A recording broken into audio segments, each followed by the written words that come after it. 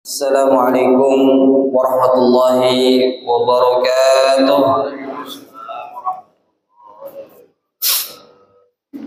Alhamdulillah ala ni'maihi allati la tuhsar wa ala alaihi allati la tuqaddar. Asyhadu an la ilaha illallah al-wahidul qahhar wa asyhadu anna Muhammadan abduhu wa rasuluhu ansahu man da'a ila Allah wa basyara wa anzar.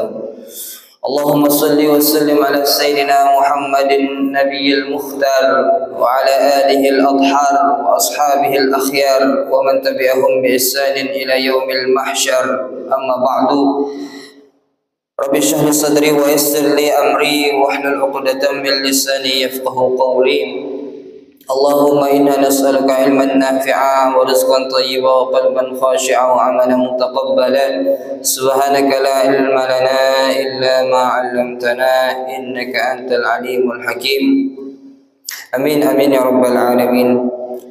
Bapak-bapak, ibu-ibu, hadirin hadirat jamaah salat subuh Masjid Raudhatul Muslimin yang kami hormati, yang dirahmati Allah Subhanahu wa taala.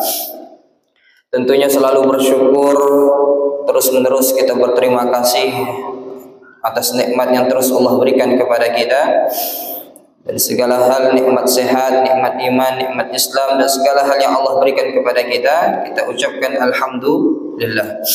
Dan Alhamdulillah dengan nikmat Allah, kita hari ini masih diberikan nikmat untuk merasakan angin-angin dari hari-hari tasyrik.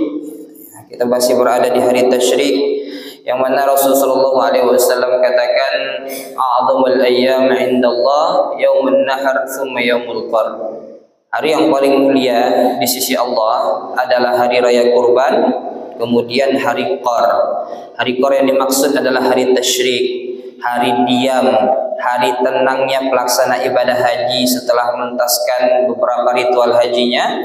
Kemudian hari tasyrik disebutkan juga hari makan dan minum sehingga kita haram berpuasa. Kemudian juga dikatakan hari tasyrik adalah hari di mana hamba-hamba beriman memperbanyak zikir kepada Allah karena nikmat yang terus Allah berikan kepada kita. Salawat serta salam tentunya selalu kita berikan, salawat dan salam rindu kita kepada baginda kita Nabi besar Nabi Muhammad sallallahu alaihi wasallam, dengan terus mengucapkan Allahumma salli wa sallim ala sayyidina Muhammad wa ala ali sayyidina Muhammad. Semoga salawat dan salam kita terus memberikan kita keberkahan, karena setiap salawat kita Allah balas dengan 10 kali salawat, dan salawat kita akan menghantarkan kita untuk bisa berpotensi besar mendapatkan syafaat beliau di hari kiamat nanti. Amin ya rabbal alamin. Bapak ibu hadirin hadirat yang dirahmati Allah, alhamdulillah pagi ini Rabu subuh seperti biasanya kita membaca hadis-hadis dari kitab Khasaisul Ummatil Muhammadiyah, hadis-hadis yang bercerita tentang berkaitan tentang hal-hal keistimewaan dari umatnya Nabi Muhammad sallallahu alaihi wasallam. Di pertemuan sebelumnya kita sudah bahas di antara keistimewaan umat Nabi Muhammad adalah Allah memberikan banyak keutamaan dengan amalan yang mudah dilakukan tapi keutamaannya banyak sekali, yaitu salah satunya menjawab azan. Yang mana di antara fadilah keutamaan menjawab azan, di antaranya Rasul katakan barang siapa yang menjawab azan dengan penuh penghayatan, dengan penuh keyakinan dalam hatinya, kata Rasul falahul jannah, maka baginya surga. Kemudian Rasul juga katakan barang siapa yang menjawab azan kemudian bersalawat kepadaku, kemudian berdoa agar Allah memberikan wasilah kepadaku, maka kata Rasul halat lahu syafaati, maka dia halal untuk mendapatkan syafaatnya Rasulullah nanti di hari kiamat. Kemudian Rasul katakan juga barang siapa yang azan, menjawab azan, kemudian bersalawat, berdoa agar Allah Rasul diberikan wasilah oleh Allah, kemudian dia berdoa, maka doanya diijabah oleh Allah Subhanahu wa taala. Itu di antara kemuliaan-kemuliaan dari menjawab azan. Maka bab selanjutnya adalah fadlu bina'il masajidi wal masyi ilaiha wal julusi fiha. Kalau kemarin berkaitan tentang azan, maka kali ini hal yang dibahas adalah keutamaan dari membangun masjid dan berjalan ke masjid dan duduk di masjid. Jadi 3 hal ini langsung dalam satu bab. Membangun masjid, jalan ke masjid, dan duduk di masjid. Jadi di antara kemuliaan umat Nabi Muhammad, Allah berikan banyak keutamaan, keistimewaan bagi mereka yang membangun masjid, yang berjalan ke masjid dan duduk di masjid untuk menunggu waktu salat. Wa min syarfil ummatil Muhammadiyah, di antara keutamaan dari umat Nabi Muhammad, kata Abu Sayyid Muhammad bin Alawi rahimahullah, yaitu Allah mengkhususkan untuk umat Nabi Muhammad banyak keistimewaan yang didapatkan dari masjid-masjid yang didirikan. Di antaranya apa? Di antaranya adalah ma yadullu ala fadli bina'il masjid wa annahu madmunun lahu bait mislahu fil jannah. Yang pertama yang dibahas adalah keutamaan membangun masjid. Keutamaan yang pertama dari orang yang membangun masjid, maka akan diberikan rumah seperti yang masjid yang dia dirikan di dunia, maka akan diberikan hal sepertinya, yaitu rumah di surganya Allah Subhanahu wa taala. Sebagaimana dari hadis dari Utsman bin Affan radhiyallahu anhu, dia mengatakan, sami'tu Rasulullah sallallahu alaihi wasallam yaqulu, man bana masjidan yabtaghi bihi wajha Allah banallahu lahu mislahu fil jannah. Barang siapa yang membangun masjid dengan niat untuk mendapatkan ridha dari Allah, maka Allah akan bangunkan dia rumah di surga. Kemudian juga dari hadis Umar bin Khattab, dia mengatakan, sami'tu Rasulullah sallallahu alaihi wasallam, man bana masjidan yuzkaru fihi ismullah banallahu lahu baitan fil jannah. Barang siapa yang membangun masjid, kemudian masjidnya dipakai untuk ibadah mengingat Allah Subhanahu wa taala, disebutkan nama Allah di dalamnya, maka Allah akan bangunkan dia rumah di surga. Dari 2 hadis ini kita mengetahui bahwasanya janji yang pertama yang Allah akan berikan kepada orang-orang yang membangun masjid adalah Allah juga akan membangunkan bagi dia istana atau rumah yang megah di surganya Allah Subhanahu wa taala. Jadi orang yang bangun masjid di dunia, maka dia sudah booking istana di surganya Allah Subhanahu wa taala. Dan tentunya istana di surga tak bisa dibayangkan dengan istana di dunia. Karena semegah-megah, sehebat apapun istana di dunia ini, tak ada sebanding dengan istana yang Allah akan buatkan di surga. Karena kata Rasulullah, pinggiran surga itu, pinggiran ujung-ujung surga itu bahkan 10 kali lipat, bahkan lebih dari itu, dari apa hal yang paling hebat di dunia ini. Itu baru pinggiran surga. Makanya Rasulullah SAW membayangkan surga kita tak akan sampai. Karena surga itu adalah ma'ain ra'at wala udhun sami'at wala khatar fi qalbi ahad. Surga itu adalah hal yang tak bisa dibayangkan dengan mata, tak pernah didengar oleh telinga, dan tak pernah terbesit dalam hati seorang manusia. Jadi tak bisa kita bayangkan keindahan yang luar biasa dari surga. Seindah-indahnya kita bayangkan surga, surga lebih indah dari apa yang kita bayangkan. Termasuk istana yang Allah akan bangunkan kepada kita, bagi kita yang membangun masjid. Jadi membangun masjid adalah hal yang luar biasa. Karena orang yang membangun masjid artinya dia membangun rumahnya Allah Subhanahu wa taala. Tempat yang paling suci di muka bumi ini, kata Rasul, kalau ditanya tempat apa yang paling dicintai oleh Allah di muka bumi ini, adalah masjid. Dan tempat apa yang Allah benci di muka bumi ini, yaitu pasar. Jadi kata Rasul, tempat yang paling suci, tempat yang paling dicintai oleh Allah adalah masjid-masjid yang didirikan. Karena di masjid itu adalah tempat di mana kita mengagungkan Allah, menyembah Allah, disebutkan nama Allah di dalamnya, sehingga banyak keberkahan-keberkahan yang Allah turunkan di setiap masjid-masjid yang ada di muka bumi ini. Jadi kalau dilihat dari atas, bercahaya bumi itu. Cahaya-cahaya itu datangnya dari masjid-masjid yang ada di muka bumi. Jadi ibarat kalau kita nengok bintang di langit bersinar, banyak bintang di langit. Nah, maka kalau kita tengok dari langit ke arah bumi, maka bumi ini bersinar dengan adanya masjid-masjid yang ada di muka bumi ini. Maka luar biasa orang yang bisa membangun masjid. Maka dari itu Rasulullah SAW awal kesuksesan Nabi Muhammad dalam berdakwah, khususnya di kota Madinah, ketika Rasulullah awal pertama kali hijrah di kota Madinah, yang pertama kali beliau bangun adalah masjid. Yang pertama beliau fokuskan untuk dibuat senyaman mungkin adalah masjid. Jadi Rasulullah awal-awal yang beliau lakukan di kota Madinah adalah membuat masjid semenarik mungkin, senyaman mungkin agar orang-orang tertarik untuk lama-lama di masjid. Bahkan dijadikan di masjid dilakukan semua aktivitas rata-rata dilakukan di masjid. Bahkan latihan perang pun ketika di Madinah itu dilakukan di dalam masjidnya Rasulullah Shallallahu Alaihi Wasallam. Jadi luar biasa keistimewaan dari membangun masjid. Namun pertanyaannya adalah, apakah orang yang membangun masjid yang dapat rumah di surga ini adalah orang yang bangun sendiri masjid, atau orang-orang yang ikut nyumbang masjid apakah dapat rumah surga? Rumah di surganya Allah Subhanahu wa taala?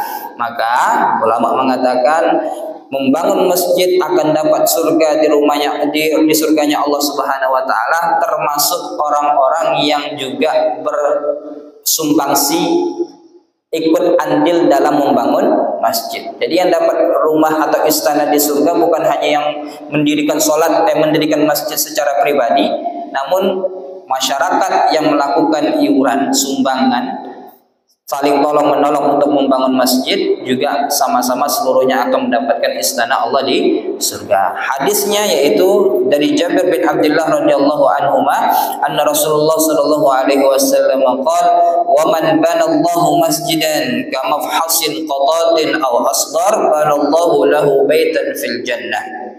Kata Rasul, barang siapa yang membangun masjid, meskipun masjid itu hanya sebesar sangkar burung, tempat burung bertelur, maka Allah akan bangunkan dia istana di surga.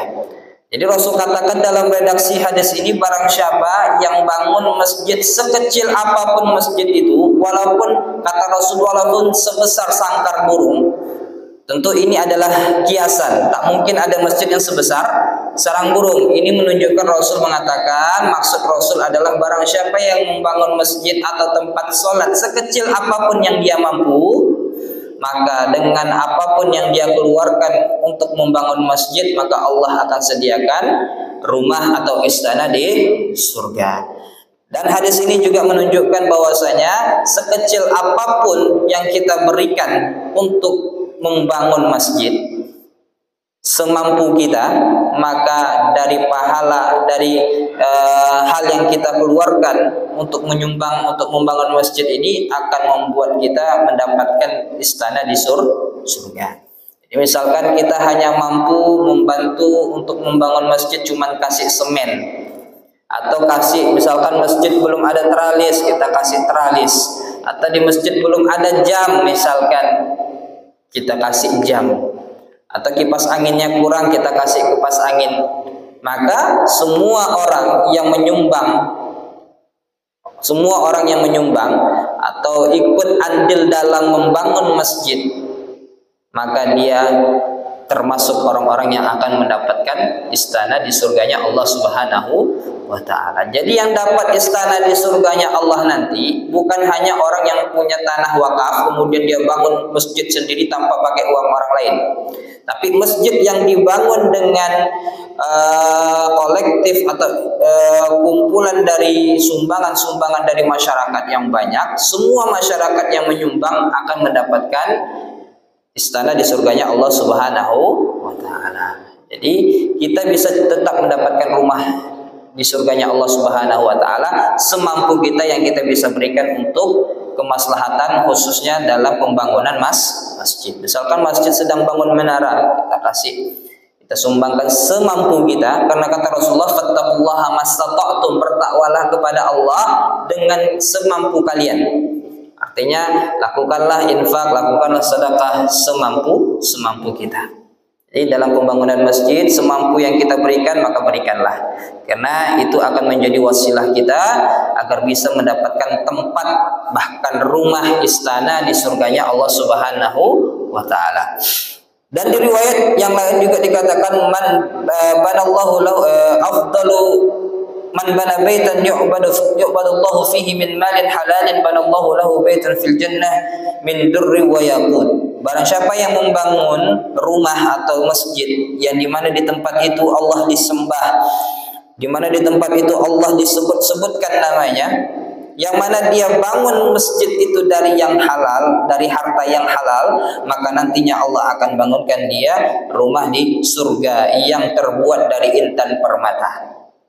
Jadi di sini Rasul tegaskan, Rasul garis bawahi, barang siapa yang membuat masjid yang mana dia buat masjid dari harta yang halal, nah ini menjadi syarat. Tadi syarat yang pertama adalah ikhlas, mengharap ridha Allah. Kemudian syarat yang kedua adalah membangun masjidnya dari sumber yang halal. Maka kalau ada pertanyaan, boleh nggak pakai uang korupsi atau uang hasil jual minuman alkohol misalkan, kemudian uangnya dipakai buat bangun masjid, nah, maka itu tidak bernilai pahala di sisi Allah Subhanahu wa taala. Allahu thayyib la yaqbalu illa thayyib. Allah itu maha baik, tidak menerima kecuali yang baik. Maka sesuatu hal yang halal, yang haram diberikan kepada Allah, sesuatu yang haram yang tak baik di mata Allah dikasih ke Allah, maka tidak dinilai oleh Allah Subhanahu wa taala. Maka sumbangan dari hasil hal yang tidak haram, dari hasil yang haram tidak akan sampai kepada Allah Subhanahu wa taala. Maka usahakan kalau kita mau berinfak untuk masjid, mewakafkan sesuatu untuk masjid, usahakan sesuatu tersebut benar-benar dari sumber yang halal. Nah, Rasul menggaris bawahi, jangan sampai kita membangun masjid ini dari hal-hal, dari sumber-sumber yang tidak halal. Kemudian man bana masjid, dari riwayat yang lain juga mengatakan, man bana masjidan la yuridu bihi riya'an wala sum'atan banallahu lahu baitan fil jannah. Di sini juga digaris bawahi oleh Rasulullah sallallahu alaihi wasallam, barang siapa yang membangun masjid dengan tidak ada sifat riya atau tidak ada sifat sum'ah di dalamnya, maka Allah akan bangunkan dia istana di surga. Jadi di sini Rasul menggaris bawahi, sebisa mungkin ketika kita berinfak, mewakafkan sesuatu untuk masjid, membangun masjid, jangan sampai ada sifat riya, ingin dilihat orang, jangan sampai sum'ah, ingin didengar orang. Jangan sampai itu menjadikan pahala itu akan terhapus oleh Allah Subhanahu wa taala. Yang menghapus adalah sifat riya dan sifat sum'ah, ingin dilihat, ingin didengar. Wah, si bapak ini ngumbangnya besar daripada yang lain, kemudian merasa bangga, merasa dia paling bersumbangsih besar dalam pembangunan masjid, sehingga muncul perasaan sombong, sehingga muncul perasaan ingin dipuji orang. Nah, maka inilah yang akan membatalkan tak jadi rumahnya di surga. Tak jadi rumahnya di surga kalau ada sifat riya dan sum'ah. Jadi orang yang akan dapat rumah di surga, kalau sudah punya rumah di surga, tentu kita pasti akan masuk surga. Tak mungkin Allah bangunkan surga kemudian kita tinggalin di neraka, tak mungkin. Nah, karena sudah bangun rumah sama Allah Subhanahu wa taala. Yang namanya rumah tentu harus ada penghuninya. Maka kalau Allah sudah buat rumah di surga, istana di surganya Allah Subhanahu wa taala, otomatis insya Allah kita bisa akan menjadi penghuninya juga. Kemudian wasawabu bina'il masjid baqin wa ajruhu jarin li sahibi hatta ba'da wafatihi. Dan keistimewaan berikutnya dari membangun masjid adalah pahala orang membangun masjid akan terus mengalir, akan terus diberikan, akan terus menghampiri orang tersebut bahkan ketika dia sudah mati. Jadi pahala membangun masjid pahala orang yang berwakaf untuk masjid, menyumbang sesuatu untuk masjid, pembangunan masjid, maka dengan yang dia belanjakan itu, yang ia sumbangkan itu akan terus menghampiri dia, meskipun dia sudah berada di dalam kubur. Artinya nafas sudah tak bernafas lagi, tapi amal terus mengalir. Nah, itulah yang disebutkan dengan amal jariyah. Nah, di antara amal jariyah yang luar biasa adalah membangun masjid atau mewakafkan sesuatu untuk masjid. Sebagaimana yang disabdakan oleh baginda Rasulullah SAW, inna mimma yalhaqul mu'mina min amalihi wa hasanatihi ba'da mautihi, di antara amalan-amalan yang akan menghampiri orang yang mengamalkan tersebut meskipun nanti di dalam kubur, di antaranya adalah ilman 'allamahu wa nasyarahu, ilmu yang diajarkan atau disebarkan, awaladan sholihan tarakahu, atau anak soleh yang ditinggalkan. Kalau kita punya anak soleh, kita didik menjadi anak yang soleh, kita meninggal, maka anak soleh ini akan menjadi keran pahala yang terus memberikan pahala kepada kita meskipun kita dalam kubur. Kemudian au mushafan warathahu, dan Al-Qur'an atau mushaf yang diwariskan atau diwakafkan. Jadi kalau wakaf, salah satu wakaf terbaik itu Al-Qur'an. Jadi Al-Qur'an diberikan kepada orang-orang yang belum punya Al-Qur'an, kemudian Al-Qur'annya dibaca, maka setiap Al-Qur'an itu dibaca, maka pahalanya juga akan sampai kepada orang tersebut meskipun orang tersebut sudah berada dalam kubur. Kemudian au masjidan banahu, dan masjid yang dia bangun. Masjid yang dia bangun, selama masjid itu dipakai untuk sholat, untuk taklim, untuk baca Quran, untuk berzikir, maka pahalanya akan terus menghampiri dirinya meskipun dia sudah berada dalam kubur. Au bayatan libni sabili banahu, atau membangun rumah persinggahan untuk orang-orang yang melakukan perjalanan. Biasanya orang-orang musafir tak punya rumah singgah, kita buatkan rumah singgah, kita sediakan rumah untuk mereka singgah. Ini juga akan menjadi amal jariyah untuk dirinya. Kemudian au nahran ajrahu, dan sungai yang dia alirkan untuk kebutuhan orang banyak. Misalkan dia buat sungai atau alirkan sungai atau buat sumur atau buat sumber air untuk kebanyakan untuk dipakai oleh banyak orang. Maka selama air itu dipakai terus, sumur itu dipakai terus, maka maka pahalanya akan terus mengalir. Kemudian au sadaqatan akhrajaha min malihi fi sihhatihi wa hayatihi talhaquhu min ba'di mauti, dan sedekah yang dia keluarkan ketika dia sehat, ketika dia hidup, maka sedekah itu akan menghampiri dirinya meskipun dia sudah mati atau meninggal dunia. Jadi membangun masjid, bersumbangsi untuk pembangunan masjid, maka pahalanya akan terus mengalir meskipun kita berada dalam kubur. Jadi itu adalah keistimewaan dari membangun masjid. Kemudian sekarang adalah mayadullu ala fadli man kanasal masjid wa nadzafahu. Kita tak bisa bangun masjid, tak ada yang bisa kita berikan untuk masjid, tak punya harta kita. Apakah ada yang bisa kita lakukan untuk masjid? Ada, yaitu kata dalam kitab ini, yang bisa kita lakukan adalah membersihkan masjid. Karena keutamaan dari membersihkan masjid itu luar biasa. Sebagaimana dalam hadis Anas bin Malik radhiyallahu anhu, dia mengatakan qala Rasulullah sallallahu alaihi wasallam, "Uridat alayya ujur ummati hatta al-qadati yukhrijuha ar-rajulu minal masjid."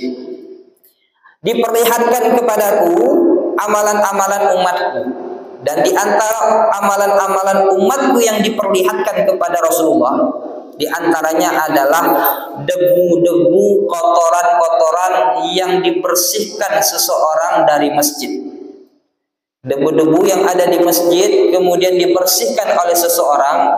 Ini adalah amalan-amalan yang luar biasa yang diperlihatkan kepada baginda Rasulullah sallallahu alaihi wasallam. Bahkan di riwayat lain mengatakan, man akhraja adam minal masjid banallahu lahu baitan fil jannah. Barang siapa yang membersihkan kotoran, membersihkan sesuatu hal yang membahayakan di masjid, misalkan ada duri, jarum pentul atau apapun yang membahayakan orang, diambil, dibuang, maka Allah akan bangunkan dia rumah di surga. Jadi sama pahalanya dengan orang yang membangun masjid. Jadi orang yang bisa membersihkan masjid, artinya dia membersihkan rumahnya Allah Subhanahu wa taala. Kita mengenal istilah marbot, istilah qaum, istilah apa lagi? Takmir, itu adalah orang-orang yang diberikan keistimewaan oleh Allah Subhanahu wa taala.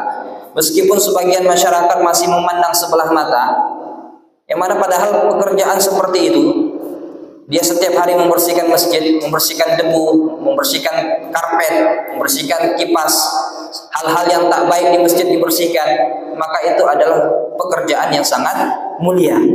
Bahkan Rasulullah SAW, saking mulianya orang yang bertugas membersihkan masjid, ada namanya Ummu Mihjan. Ummu Mihjan ini adalah wanita tua dia, seorang wanita tua berasal dari orang-orang Afrika, kulit hitam. Dia setiap hari membersihkan Masjid Nabawi, sudah tua. Ummu Mihjan selalu ditengok oleh Rasulullah SAW, namanya Ummu Mihjan. Suatu hari Rasulullah tak melihat Ummu Mihjan. Bangun beliau, kemudian ke Masjid Nabawi, di masjid beliau tak ketemu Ummu Mihjan, tak ada nampak lagi. Kemudian Rasul bertanya, wahai para sahabatku, di mana Ummu Mihjan? Kemudian para sahabat mengatakan, ya Rasulullah, Ummu Mihjan sudah meninggal dunia ya Rasulullah. Kenapa kalian tak memberitahukan aku? Kenapa kalian tak membangunkan aku agar aku bisa mensolatkan Ummu Mihjan? Maka para sahabat mengatakan, kami menganggap kami sungkan ya Rasulullah untuk membangunkan engkau hanya untuk seorang Ummu Mihjan. Maka Rasulullah SAW menegur sahabat tersebut. Kemudian Rasul mengatakan, wahai para sahabatku, di mana kuburannya Ummu Mihjan? Antarkan aku ke sana. Maka diantarkanlah Rasulullah ke kuburan Ummu Mihjan. Kemudian Rasulullah SAW melaksanakan sholat di situ. Sholat jenazah, meskipun jenazahnya sudah dalam kubur, artinya beliau sudah melaksanakan sholat itu di depan kuburnya Ummu Mihjan. Kalau orang yang membersihkan masjid ini tidak mulia, tidak mungkin Rasulullah SAW sampai mensolatkan Ummu Mihjan, meskipun Ummu Mihjan sudah berada dalam kuburnya. Ini menunjukkan bahwasanya orang-orang yang bertugas membersihkan masjid karena Allah Subhanahu wa taala, karena mengharap ridha Allah Subhanahu wa taala, ini adalah orang-orang yang sangat dimuliakan oleh Allah Subhanahu wa taala karena dia membersihkan, menjaga kebersihan ketentraman rumahnya Allah Subhanahu wa taala. Kita melihat bagaimana banyaknya orang-orang di luar sana yang ngantri berebutan untuk mendapatkan pekerjaan untuk menjaga presiden, pas pampres misalkan. Berebut orang untuk jadi mendapatkan pekerjaan tersebut. Padahal yang dijaga presiden yang belum tentu masuk surga. Ini rumahnya Allah yang punya surga. Harusnya orang yang menjaga rumahnya Allah Subhanahu wa taala itu, kalau dia ikhlas karena Allah dia lakukan itu, tentu hal itu harusnya menjadikan dia lebih mulia dari orang-orang yang tidak melakukan apa yang dia lakukan. Maka dari itu ada seorang ulama besar namanya Abu Syuja. Kalau kita belajar fikih, khususnya fikih Syafi'i, kitab yang pasti dipelajari oleh para pelajar, para santri itu kitab Takrib. Kitab Takrib. Matan Abu Suja, dikarang oleh Abu Suja, ulama terkenal.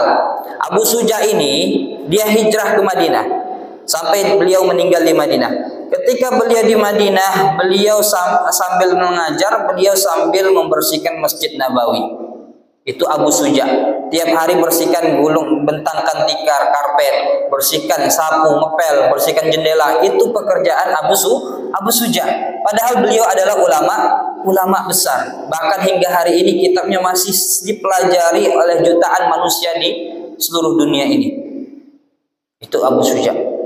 Jadi luar biasa orang-orang yang diberikan kemuliaan oleh Allah Subhanahu wa taala, diberikan tugas oleh Allah Subhanahu wa taala untuk membersihkan rumahnya Allah Subhanahu wa taala. Dan tentunya kita tidak bisa membuang semua beban untuk membersihkan masjid ini hanya kepada orang-orang yang bertugas di masjid. Kita sebagai seorang muslim, sebagai orang yang bertanggung jawab untuk memakmurkan masjid, tentunya kalau kita lihat sendiri ada kotoran, tak perlu kita panggil-panggil takmir masjid atau marbot masjid. Kalau kita bisa bersihkan, kita bersihkan sendiri. Kalau kita bisa bersihkan, misalkan kita ketemu tisu di karpet, di tikar, Kalau bisa kita kantong, kita buang sendiri. Kita juga dapat pahalanya. Jangan hanya membebankan pekerjaan-pekerjaan seperti ini hanya kepada orang-orang yang bertugas. Kalau kita bisa ikat bersihkan. Kalau kita bisa menghilangkan bahaya-bahaya yang ada di masjid, misalkan jarum atau apapun itu, kita hilangkan. Maka jangan dibebankan seluruh tugas ini hanya kepada karena ini tugas umat Islam seluruhnya.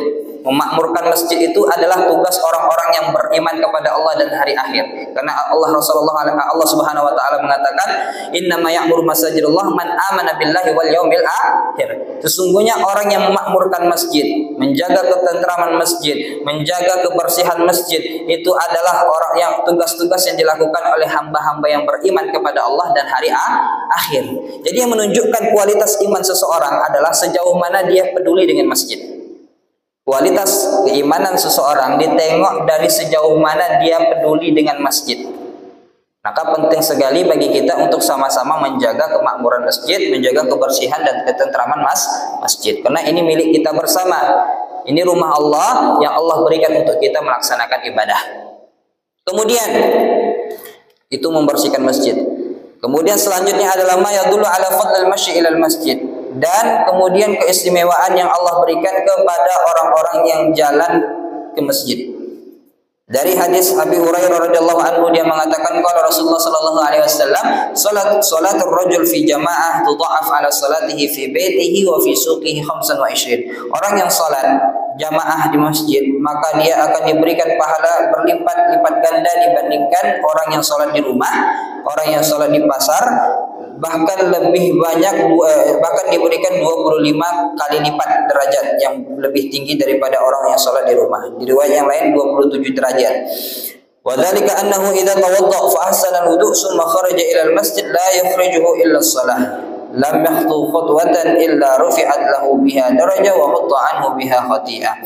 Yang mana orang yang mendapatkan pahala yang berlipat-lipat ini, 25 atau 27 lipat ini, adalah orang-orang yang dari rumah sudah berwudu, memperbagus wudunya, kemudian dia keluar dari rumah, tidak dia keluar dari rumah kecuali hanya untuk sholat, yang mana di setiap langkah kakinya akan diangkat derajatnya dan akan dihapuskan dosa-dosanya. Fa idza shalla lam tazal malaikah tusalli alaihi ma dama fi musalla.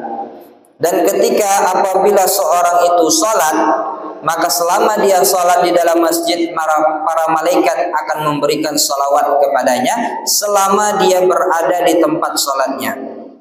Yang mana para malaikat akan mendoakan, Allahumma salli alaihi, Allahumma arhamhu, ya Allah berikanlah dia salawatmu dan berikanlah dia rahmat-rahmatmu, wala yazalu fi salatin man tadhara salat. Dan orang yang salat kemudian dia duduk di masjid sampai datang waktu salat berikutnya, maka selama dia menunggu waktu salat di masjid, dia terhitung sebagai orang yang sedang salat. Jadi hadis ini luar biasa, menunjukkan kepada kita bahwasanya orang keluar dari rumah sudah berwudu, kemudian dia jalan kaki, setiap langkah kakinya maka akan diangkat derajatnya, akan dihapus dosanya. Kemudian ketika dia sholat, para malaikat akan memberikan salawat kepadanya. Salawat dari malaikat maksudnya adalah agar kita diberikan rahmat, agar kita diberikan ampunan oleh Allah, yang mendoakan para malaikat. Selama kita sholat, kemudian selesai sholat, kita tunggu di masjid sampai masuk waktu sholat lagi. Selama kita menunggu itu, kita dihitung sebagai orang yang sedang sholat. Jadi ini luar biasa kalau kita sanggup untuk duduk di masjid menunggu waktu sholat berikutnya, maka itu akan mendapatkan pahala yang luar biasa. Ini bisa kita lakukan dari maghrib ke isya. Jadi kalau mau mengamalkan ini, yang bisa kita sanggup lakukan tuh minimalnya menunggu waktu isya di masjid. Jadi kalau habis sholat maghrib, kalau bisa tak balik ke rumah, tunggu sampai waktu sholat isya masuk. Nah, kalau mau nunggu dari isya ke subuh kelamaan, tak sanggup kita. Mau menunggu zuhur nih, kita nunggu zuhur di sini duduk sini tak sanggup kita. Kita harus bekerja. Menunggu zuhur, menunggu asar dari zuhur itu juga biasanya orang tak sanggup, lama waktunya. Menunggu asar sampai ke maghrib juga tak sanggup. Kita mau mandi kah, mau makan kah. Nah, tapi kalau dari maghrib ke isya, insya Allah kita masih punya kesempatan untuk bisa melakukan hal itu. Jadi banyak ulama rata-rata mereka itu kalau tak ada kegiatan lain mereka duduk di masjid habis maghrib sampai masuknya waktu isya, karena dihitung sebagai orang yang sedang sholat dan akan terus selama dia belum keluar dari masjid, maka para malaikat akan terus memberikan salawat kepadanya. Ya Allah, Allahumma sholli alaihi, Allahumma arhamhu. Ini doa para malaikat. Ya Allah, berikan salawat kepadanya, berikan ampunanmu kepadanya, dan berikanlah rahmatmu kepadanya.